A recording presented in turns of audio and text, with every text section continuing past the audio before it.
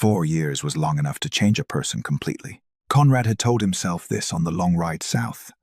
He had repeated it through 2 countries, through false leads and dead ends and the specific, grinding patience of a search that had no guaranteed conclusion.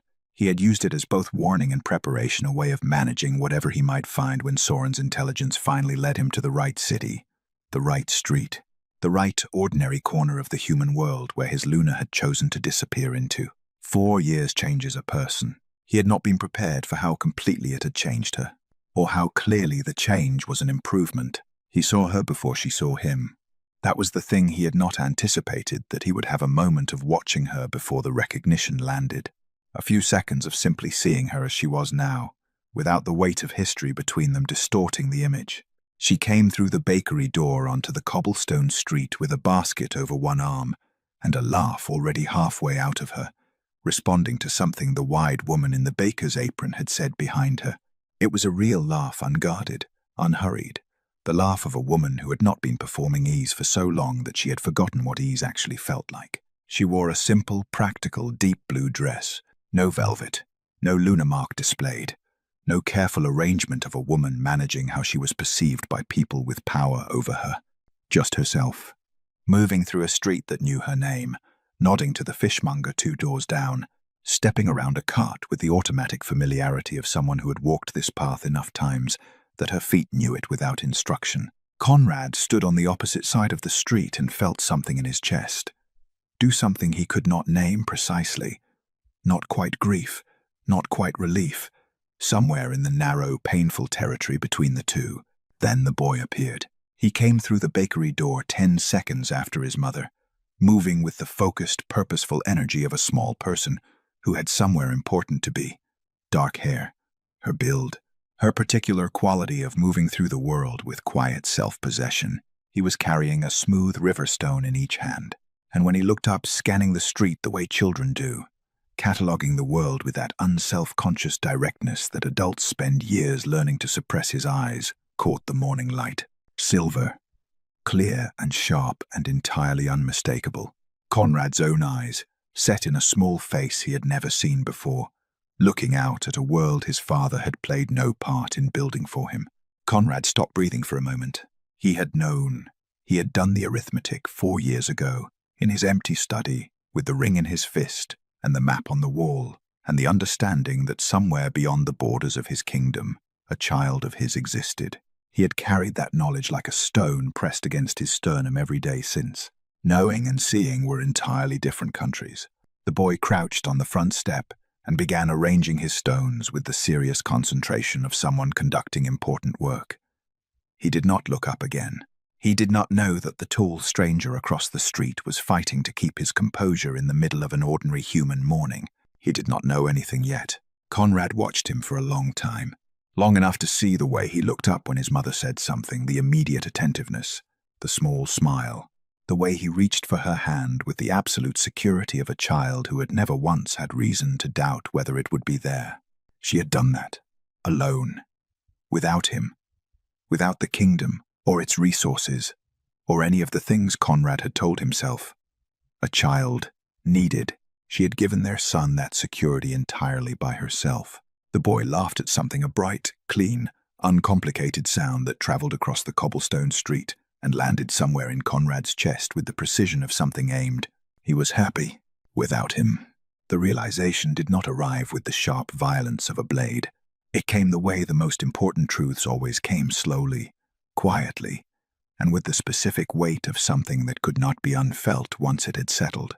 Conrad was not a man who had often been genuinely humbled.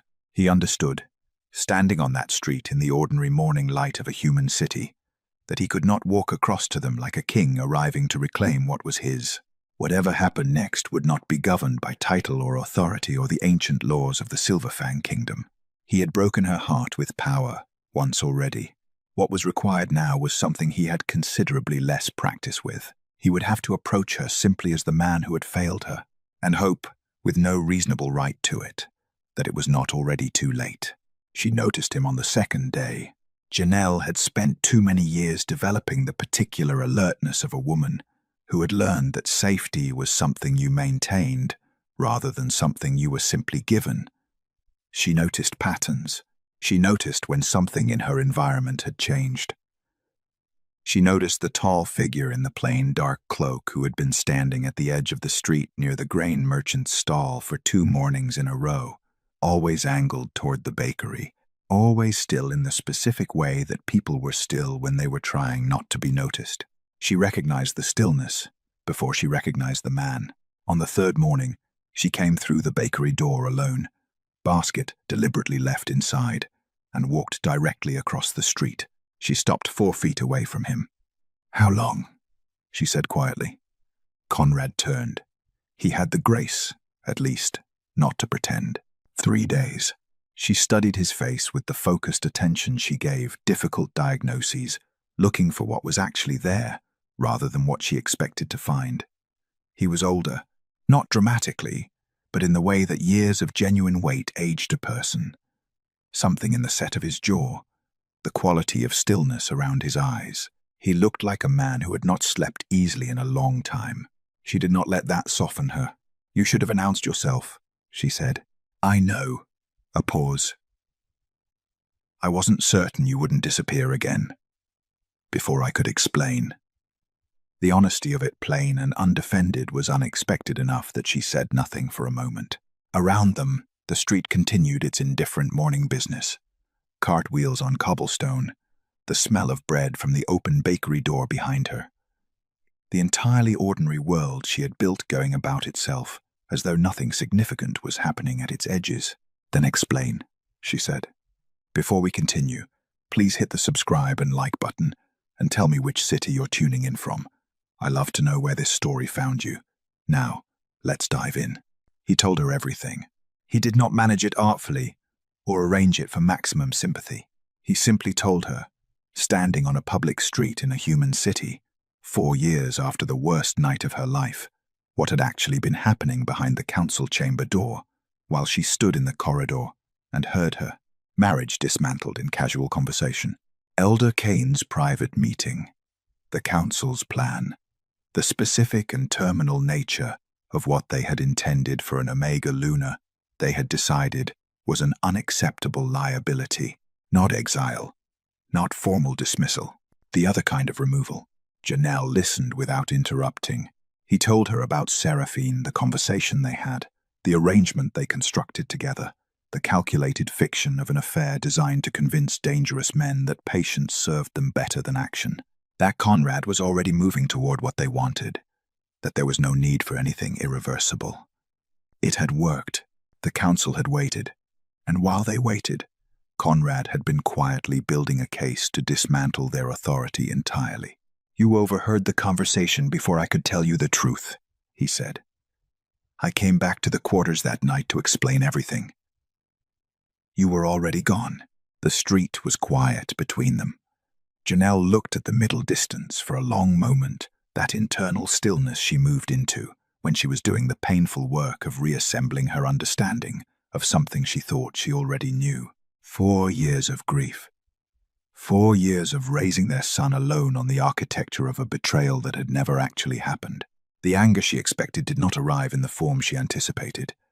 It came quietly, the way her worst grief always came, not as fire, but as something colder and more permanent. "I understand why you did it," she said finally. He exhaled, but that does not erase what it felt like to hear it. Her eyes met his directly. "I stood in that corridor and listened to the man who swore before the moon goddess that I would always be safe beside him, laugh about another woman while I was 5 months pregnant. And you were not there to explain. You were never there." Conrad said nothing. There was nothing to say that would improve on silence. She looked at him for a long moment. Then she turned toward the bakery. "Come inside," she said quietly. "He deserves to meet you." She did not look back to see if he followed. She already knew that he would. Elias was at the kitchen table when they came inside. He had graduated from the front step to the indoors at some point during the morning and had brought his river stones with him, 6 of them now arranged in a careful line across the worn wood surface, ordered by some system of logic that was entirely his own. He did not look up immediately when the door opened. He was in the middle of something. Janelle set her basket on the counter. "Elias," He looked up then, and his silver eyes moved immediately past his mother to the tall figure standing just inside the doorway. Children had a specific quality of assessment that adults spent years learning to perform and never quite recovered. Elias looked at Conrad the way he looked at everything unfamiliar directly, without performance, cataloging. Conrad stood very still under the weight of it. "Come here," Janelle said gently. Elias climbed down from the chair and crossed the kitchen with the unhurried confidence of a child who had never been given reason to approach the world with his shoulders up. He stopped in front of his mother and looked up at the stranger again. Up close, the resemblance was even more complete. The dark hair, the particular set of the jaw, and those eyes, Conrad's own eyes, clear and silver and utterly without guile, looking up at him from a face that was entirely new and somehow entirely familiar at the same time. Janelle rested her hand lightly on her son's shoulder. "This is your father," she said simply. No embellishment, no apology wrapped around it. Just the plain fact of it, delivered with the steady voice of a woman who had decided her son deserved the truth without complicated edges. Elias studied Conrad for a long moment. Then he asked the question, quietly, without accusation, with the specific, devastating directness of a 4-year-old who had not yet learned that some questions were supposed to be softened before they were spoken. "Why didn't you come sooner?" The kitchen was very still. Conrad crouched down to the boy's eye level slowly, the way you moved around something you did not want to frighten until they were face to face. Silver eyes to silver eyes. "Because I didn't know where you were," he said. "I looked for you, for a long time." A pause. "I'm sorry it took me so long to find you." Elias considered this with the focused seriousness of a child weighing a response against some internal standard of reasonableness. Then he held out one of his river stones, the smoothest one, the one that sat at the center of his arrangement. Conrad looked at it for a moment. Then he held out his hand and let the boy place it in his palm. "That's the best one," Elias said, by way of explanation. Conrad closed his fingers around it carefully. "I'll keep it safe," he said. The morning unfolded in the unhurried way that mornings did when children were in charge of the pace. Elias decided without asking anyone's permission that Conrad needed to see the bakery properly. Not the kitchen where they were standing, but the real bakery downstairs.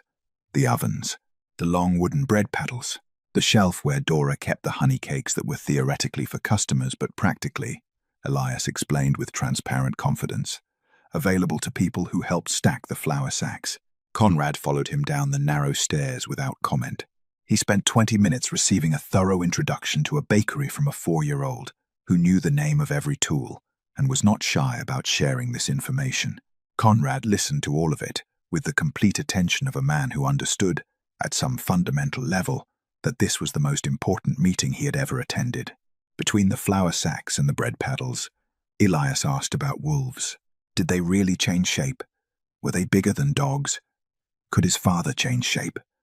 Conrad answered each question honestly and without embellishment, and watched his son's silver eyes go wide at each answer, with the specific satisfaction of a child receiving confirmation that the world was even more interesting than previously suspected.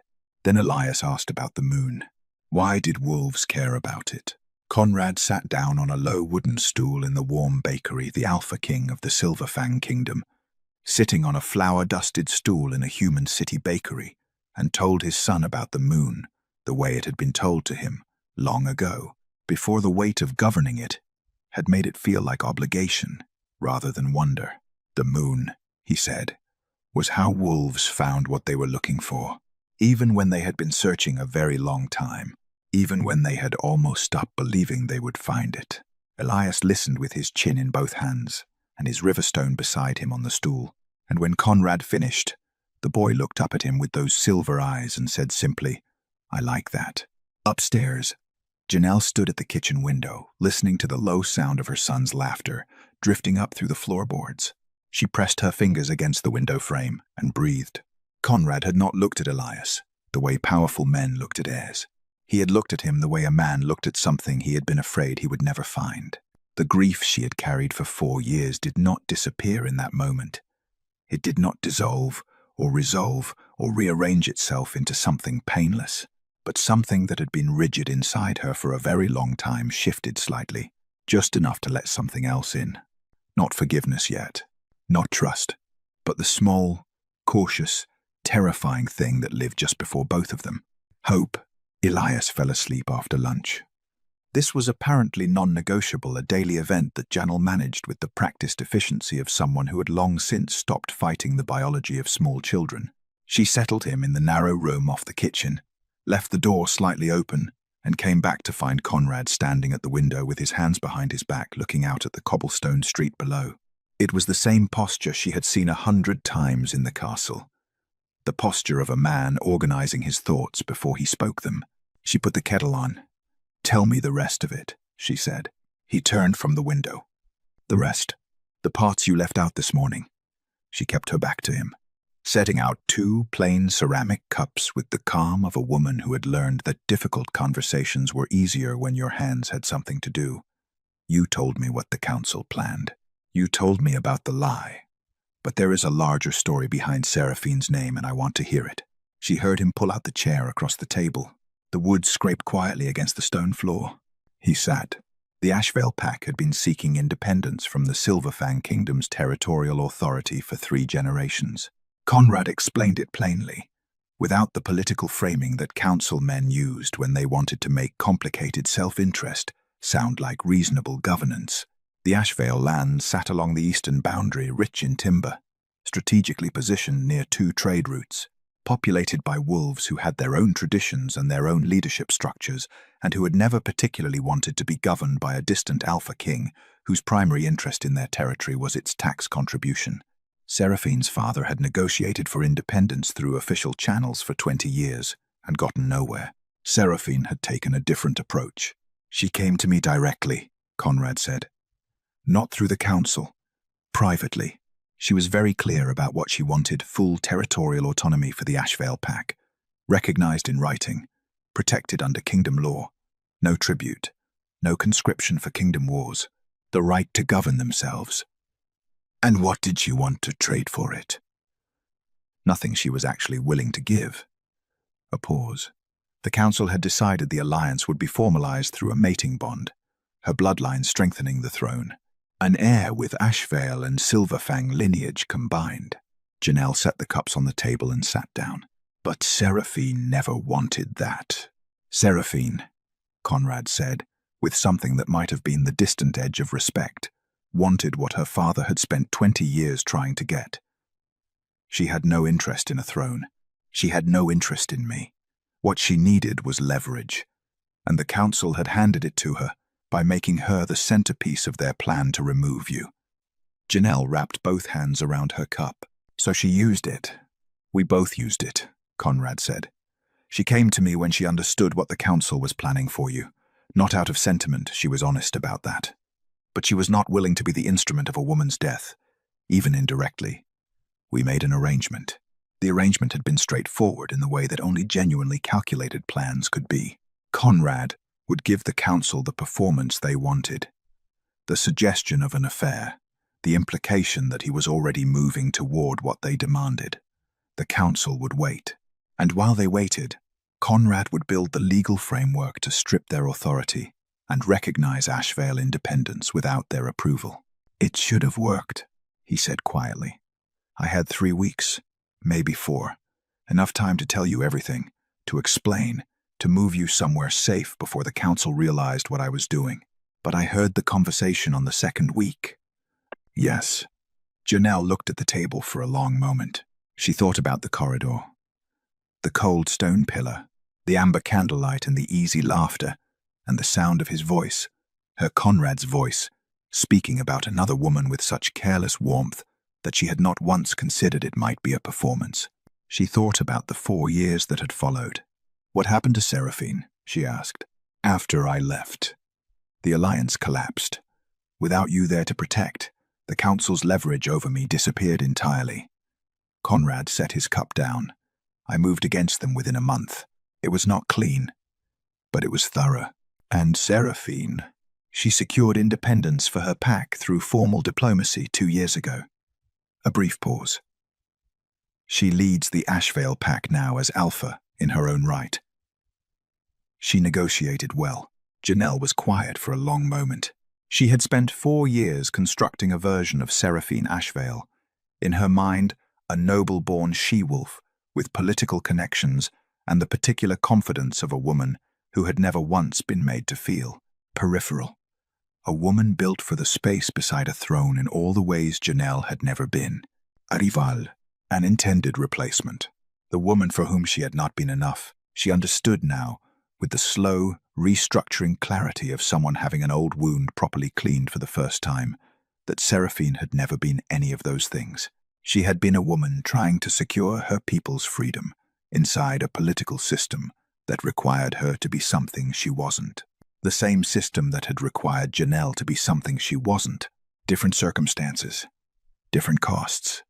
The same council moving them both like pieces on a board, without asking whether either of them had agreed to play. "We were never enemies," Janelle said. It was not a question. "No," Conrad said. "You were never enemies."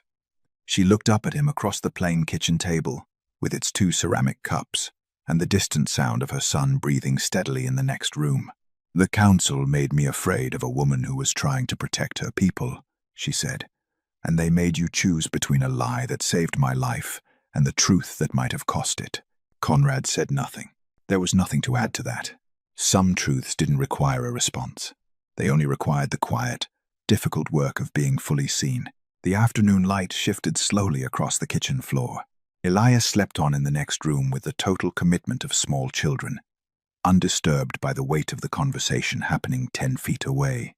Outside, the city continued its ordinary business cartwheels, distant voices, the smell of the river carried on a light wind through the window Janelle had cracked open after lunch. She had refilled both cups twice. Neither of them had moved from the table. "Tell me what happened after I left," she said. Conrad turned his cup slowly between his hands, a gesture she recognized from the castle library, from the late nights when he was working through something he had not yet fully resolved. She had catalogued these details without meaning to, years ago. The architecture of a person you had loved completely was not something you simply forgot. "The first week, I was focused entirely on finding you," he said. "I sent Soren south within 2 days. I had your likely route mapped by the end of the first night, but it took 4 years. You were thorough," he said. There was no accusation in it. Something closer to recognition. She said nothing and let him continue. The council had made their first mistake 6 weeks after Janelle disappeared. Elder Kane had come to Conrad with what he clearly believed was welcome news, that the Luna's absence had already begun to stabilize certain noble alliances, that several families who had withdrawn their pledges after the selection ceremony were now signaling willingness to re-engage, that the situation had resolved itself in a manner that served the kingdom's long-term interests. He had used the phrase, "resolved itself." Conrad told Janelle this with the flat economy of a man recounting something he still found difficult to speak about without the anger returning. "I had been patient with the council for years," he said. "I had managed them, negotiated around them, chosen the longer strategic path, because dismantling centuries of institutional authority required more than anger, it required architecture." He paused. "But when Kane stood in my study and used those words about you, about my Luna, about my child who was somewhere in the world without me, because of what they had engineered, the patience was finished. He had moved against them within the month. Not with the blunt force of a king removing inconvenient men that was temporary, replaceable, ultimately pointless. He had moved against the structures that gave them power, the appointment protocols, the veto authorities over royal decisions that had been embedded in kingdom law for 200 years and had never once been examined critically, because they had always served the people who wrote the histories. He had examined them, systematically, thoroughly, with the focused energy of a man who needed something to do with grief that had nowhere else to go. Elder Kane lost his seat within 6 weeks. Elder Morrow and Elder Price followed before the frost season ended. The council still existed, an institution that all did not disappear cleanly, and Conrad had not wanted the chaos of a complete power vacuum, but the version of it that could engineer the removal of a Luna, that could treat an Omega woman's life as a negotiating position, that could meet privately to discuss permanent solutions to political inconveniences. That version was gone. And the laws? Janelle asked quietly. Conrad was still for a moment. Omegas have formal rights in the Silverfang Kingdom now, he said. Legal standing, property rights, protection under pack law equal to any other designation. The right to refuse bonding without council approval. He paused. The right to serve in any role within the kingdom structure, including positions previously restricted to noble bloodlines. He said it plainly, without the tone of a man expecting credit. Janelle listened to all of it, with her hands wrapped around her cup and her eyes on the middle distance. That internal stillness of a woman, processing something that was going to take longer than a single afternoon to fully absorb. The world she had needed. The protections that would have changed everything, her place in the kingdom, her standing with the council, the entire impossible architecture of the situation that had made her so vulnerable to the lie that destroyed them. He had built it, after she was already gone. You built the world I needed, she said softly, after I was already gone. The kitchen was very quiet. Conrad set his cup down. He did not defend himself against the truth of it. He did not explain the timeline, or the political constraints, or the practical realities of dismantling institutional power structures that had existed for generations. He did not reach for any of the reasonable, accurate, genuinely mitigating context that existed. He simply said what was true. Yes. His voice was low and completely unguarded. And there is not a day that has passed in 4 years that I have not understood exactly what that means. He looked at her directly. I would undo it all, Janelle. Every law I changed, every elder I removed, every reform that carries my name now in the kingdom records. A pause. I would undo all of it without hesitation if it meant I had those 4 years back. She looked at him across the table, at the man who had failed her in the most complete way available to him, at the man who had then spent 4 years quietly building, in her absence, the kingdom she should have been able to live in. She did not tell him that it was enough. It wasn't enough, but she held his gaze and did not look away. And that, for now, was the most honest thing she had to offer. He asked her on the 3rd day. Not impulsively, Conrad had never done anything impulsively in his life, and 4 years of consequence had not changed that particular quality. She could see him building toward it the way she had always been able to read him, even when she hadn't wanted to admit she could. The careful way he chose his words, the slight tension around his eyes when Elias went to bed and the apartment went quiet, and there was nothing left between them but the low light of the oil lamp and the unfinished business of 2 people who had loved each other badly. She had known it was coming. She waited for him to find his way to it. Come back, he said finally. Simple, direct, the way he said everything that mattered. Not for the kingdom, not for the council or the throne, or the succession. He looked at her steadily across the table. For me, as my Luna. Because that is what you are, and what you have always been, and I have not stopped believing that for a single day in 4 years. He set the Luna ring on the table between them. She had not seen it since the night she left it on his map. It sat in the lamplight, looking exactly as she remembered, small and silver, and carrying the particular weight of a decision she had made alone in the dark, while 5 months pregnant and completely certain she had been discarded. She looked at it for a long moment. Then she looked away. She thought about the corridor, not as punishment. She had passed the stage of using old pain as a weapon sometime in the 2nd year, when she had realized that wielding grief against an absent person primarily wounded the one holding it. But she needed to think about it honestly, the way a healer examined a site of old injury before deciding whether it had truly healed or simply scarred over something that was still broken underneath. She thought about what it had felt like to stand in that cold stone corridor and hear the laughter, the specific devastation of it, not the sharp immediate violence of a betrayal, but the slow architectural collapse, the way every tender memory had rearranged itself in the light of those words into something that looked exactly like evidence of a woman being managed rather than loved.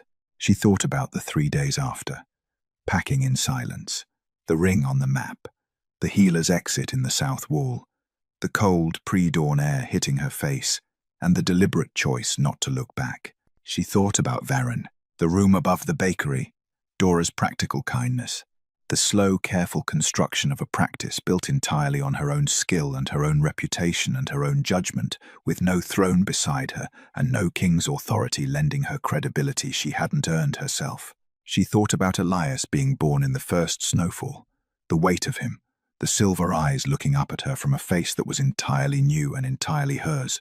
She thought about who she had been when she arrived in this city, hollowed out and heartbroken, and carrying the particular fragility of a woman who had built her sense of safety inside someone else and had it collapse entirely. And she thought about who she was now. She picked up the ring, held it in her palm the way she had held it the night she left, feeling its weight, examining what it asked of her. Then she set it back down gently. "No," she said. The word was quiet. There was no anger in it, no residual bitterness, no performance of strength over pain.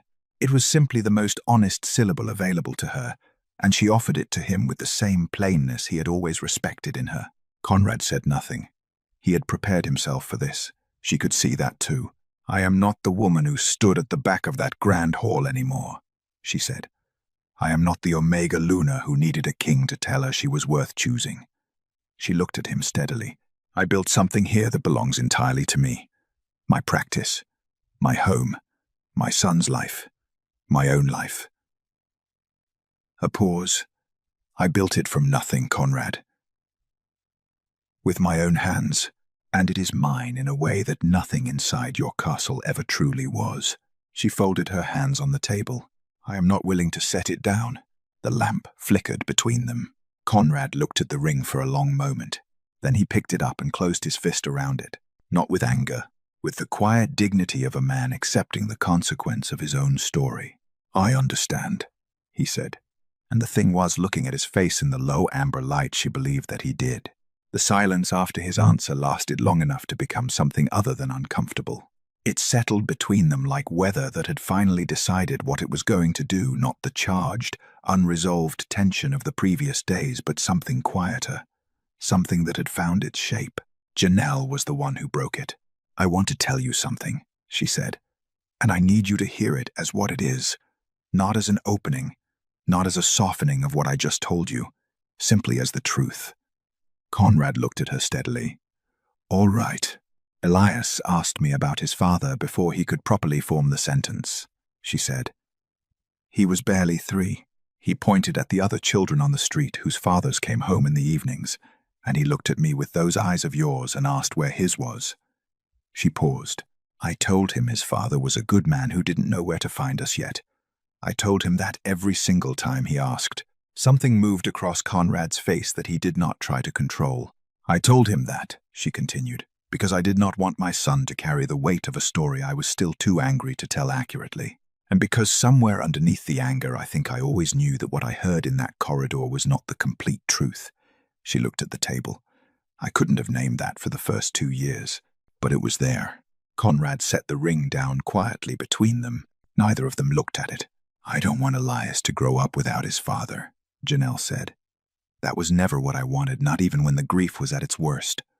I wanted him to grow up without confusion, without a father who was present in name and absent in reality, without the particular damage that does to a child." She met Conrad's eyes. "But he is 4 years old, and he gave you his best river stone this morning, and he laughed at everything you said in that bakery. And I am not willing to take that from him because of what happened between us." Conrad was very still. "What are you proposing?" he asked carefully. She had thought about it more than she let show, not in the days since his arrival, longer than that. In the quiet evenings when Elias was asleep, and the bakery was closed, and the city settled into its nighttime rhythms, and she sat alone with the version of the future she was slowly, deliberately constructing. She had known, in some practical corner of herself, that Conrad finding them was eventually more likely than not, that a man with his resources and his motivation and his particular quality of patient determination did not simply accept a permanent absence. She had thought about what she would do when it happened. "Elias spends time in the kingdom," she said. "Not permanently, not yet. Not while he is this young and his life is here. But visits, long enough for him to understand where he comes from, long enough to know his heritage, his bloodline, the world that is part of him whether either of us chose it or not." She paused. "And you come here, regularly, without an entourage and without the crown. You come as his father. You sit at this table, and you eat Dora's bread, and you learn what his life actually looks like. And us? Conrad asked quietly. There is no us in the way you mean it, she said, without cruelty. But there is this. She gestured between them, the table, the cups, the apartment above the bakery that smelled of warm bread and river water, and the life she had made from nothing. Two people who made a child together, who owe that child the dignity of a family that functions, not the family either of us imagined, but a real one, built on honesty instead of what we thought we were supposed to be to each other. Conrad was quiet for a long moment. She watched him absorb it, the permanent shape of what she was offering and the permanent shape of what she was not. The distinction between a door left open and a door with a different room behind it than the one he had been hoping for. He was not a man who accepted limitation easily, but he was, she had always known, a man capable of genuine humility when the situation removed every alternative. I accept, he said simply. I know you wanted more than this, she said. I wanted everything back, he said honestly. But what you're offering is more than I had yesterday, more than I had 4 years ago. He looked toward the door of the room where Elias slept. And infinitely more than I deserve. She stood and began clearing the cups from the table. Come back tomorrow morning, she said. Elias has been asking about wolves shifting since you told him it was possible. He will not let it rest, and I have no useful answers for him. Something changed in Conrad's expression. Small, carefully managed. But she had always been good at reading the things he tried not to show. I'll be here, he said. He stood, picked up his cloak from the chair back, and moved toward the door. He paused with his hand on the frame. Thank you, Janelle. She did not tell him he was welcome, but she did not look away either. And when the door closed behind him, and the apartment settled back into its familiar quiet, she stood at the kitchen window and watched him cross the cobblestone street below and felt, for the first time since the night everything broke, that the story between them had finally found the shape it was always supposed to have. Not the one either of them had written for it, but a true one. And sometimes, she had learned, true was better than perfect. She arrived on a Tuesday morning, 3 weeks after Conrad's visit. Janelle was in the middle of a consultation when Dora appeared in the doorway of the small healing room, with an expression that managed to communicate several things simultaneously, that someone was waiting, that the someone was unusual, and that Dora had formed a significant opinion about this in the 30 seconds since opening the front door. Woman outside, Dora said. Well-dressed, says she knows you. A pause waited with editorial judgment. Doesn't look like she needs a healer. Janelle finished wrapping the elderly man's wrist, gave him instructions she made him repeat back to her, and walked him to the door before she went to see who was waiting. Seraphine Ashvale was standing on the front step of the bakery, the way people stood when they had decided to be somewhere and were not particularly anxious about what that required of them. She was tall, dark-eyed, dressed in practical traveling clothes of deep green and grey, with no visible insignia, though she carried herself with the specific quality of a woman who had stopped needing external markers to communicate her authority some time ago.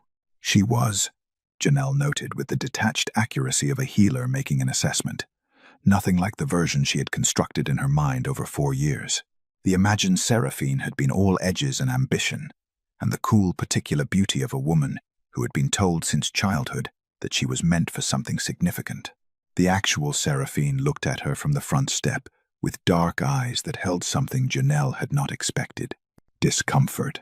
The genuine, unperformed discomfort of a person who had rehearsed something difficult and was now standing at the moment of having to actually say it. I should have come sooner, Seraphine said. I wasn't certain you'd want to see me. Janelle studied her for a moment. Then she stepped back from the door. Come in, she said.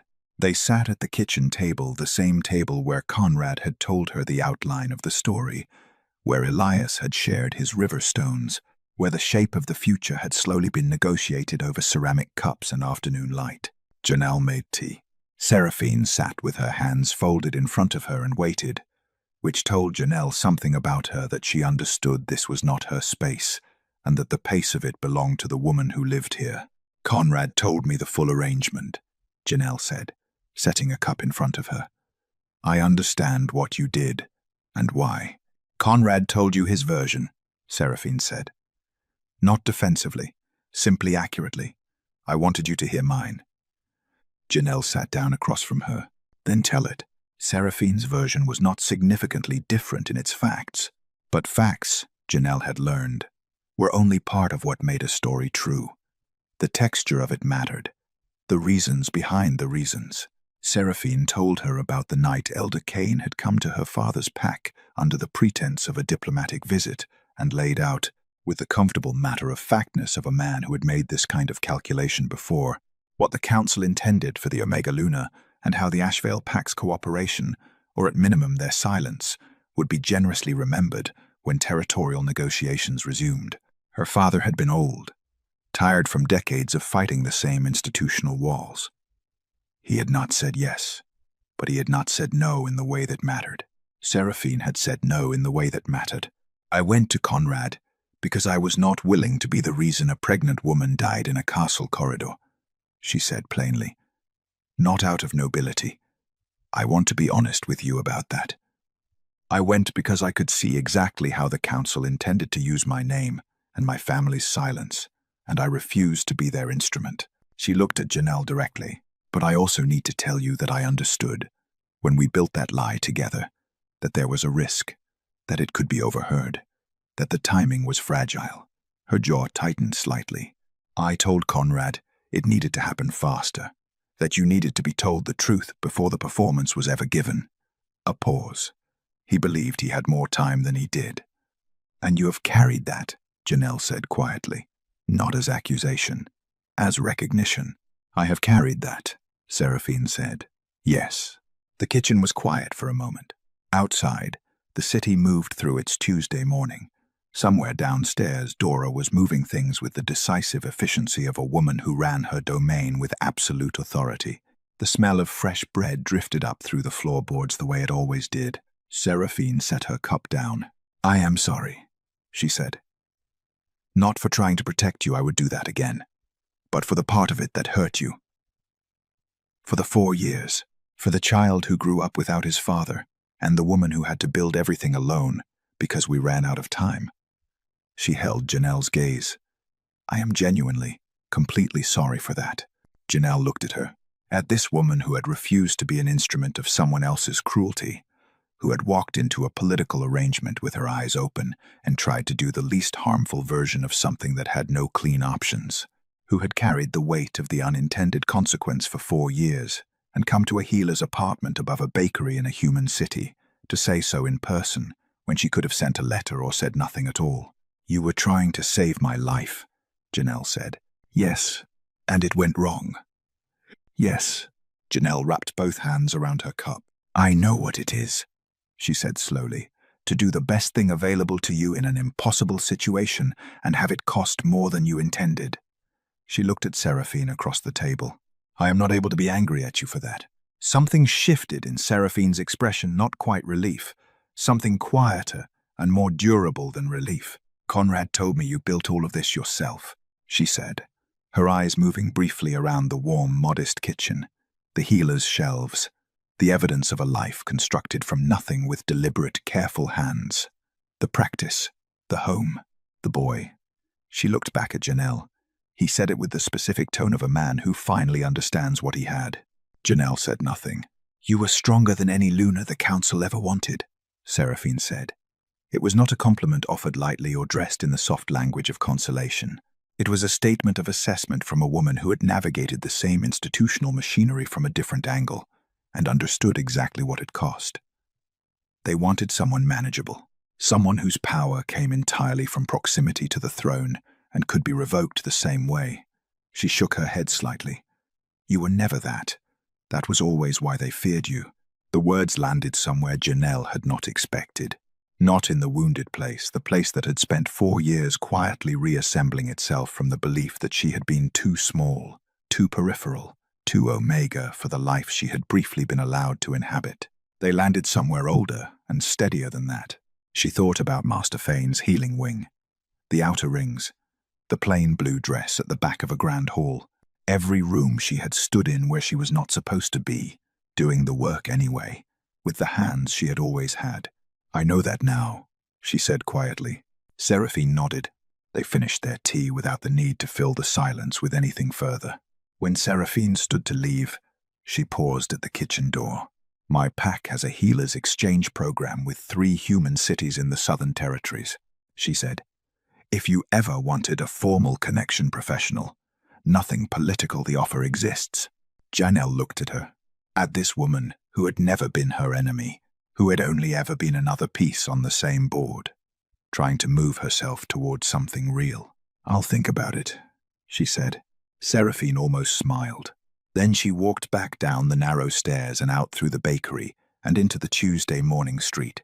And when the door closed behind her, Janelle sat alone at the kitchen table for a long moment. The last piece of the old story had finally, quietly, released its hold. What remained was only the present, and the present, she had learned, was entirely enough. Time, Janelle had learned, was less like a river and more like a tide. It did not move in one clean direction. It came in and went out. It reshaped things gradually, without announcing what it was doing, so that you looked up one ordinary morning and realized the shoreline was entirely different from what it had been, and you could not identify the specific moment the change had happened.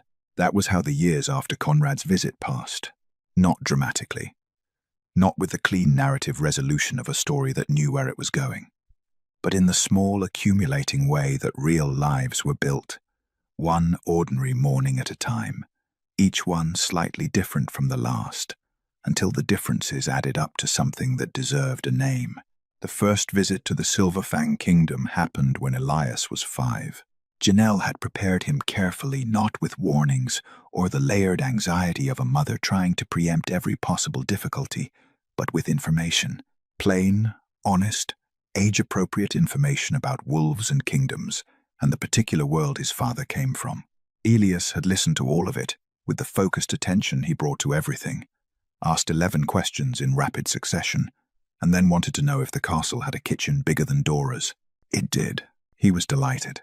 She had stood at the border and watched Conrad take their son's hand and walk him through the gates of the Silverfang Kingdom for the first time, and she had felt the complex, layered thing that had no clean, single name, grief and relief and pride, and the particular tenderness of watching a child walk confidently into a world you had once fled, carrying none of your fear, because you had been careful never to hand it to him. She had turned and gone back to Varin. She had not cried until she was back in the apartment above the bakery. Then she had cried thoroughly, made herself tea, and gone to see 3 patients who needed her. Life, she had found, was cooperative that way. It kept providing reasons to keep moving. Conrad came to Varin on the first Tuesday of every month. This had not been formally scheduled, it had simply become true through repetition, the way most real arrangements became real. He came without entourage, in plain clothes, and he sat at the kitchen table and ate Dora's bread and talked with his son about wolves and moon cycles and the history of the Silverfang Kingdom, delivered in the specific installments that a child could absorb and request more of. He and Janelle had developed the particular fluency of 2 people who had negotiated a difficult peace and were committed to maintaining it.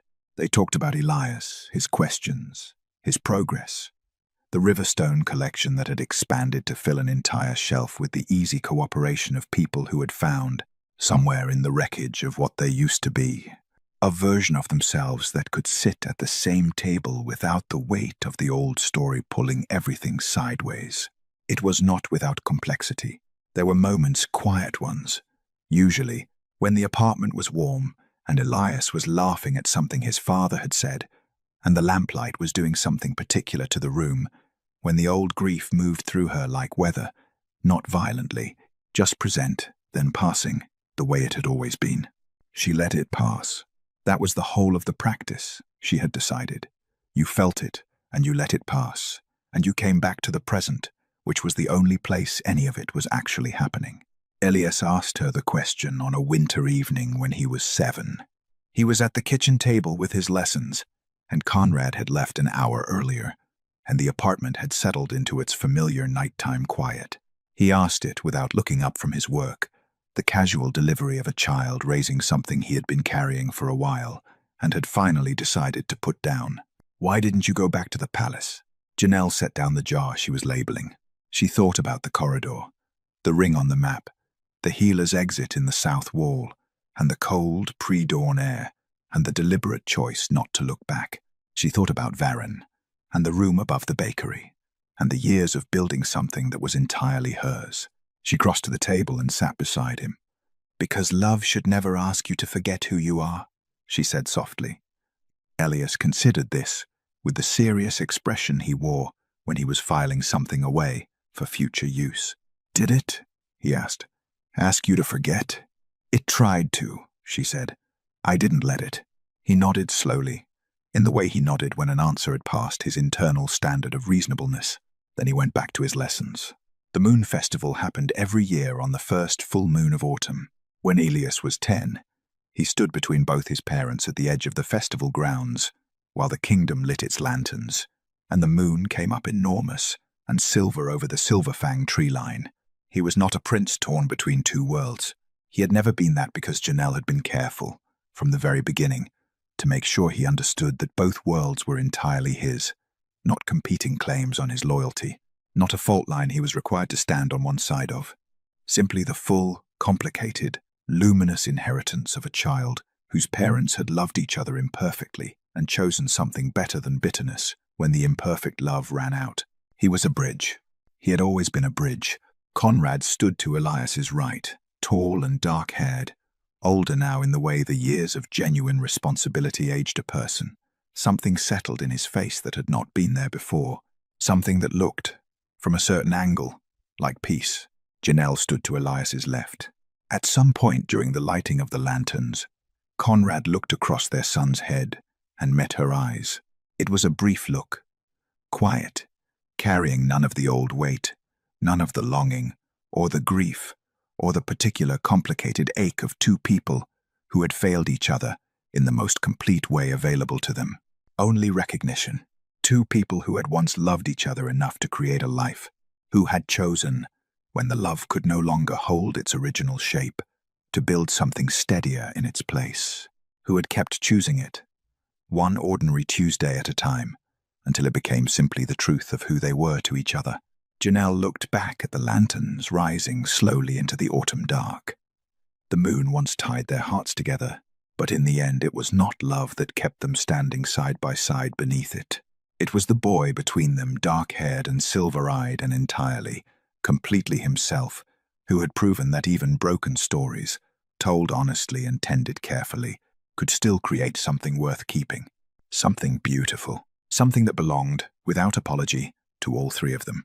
If this story moved you, let me know in the comments where you're listening from, and don't forget to subscribe for more moonlit romance stories like this one.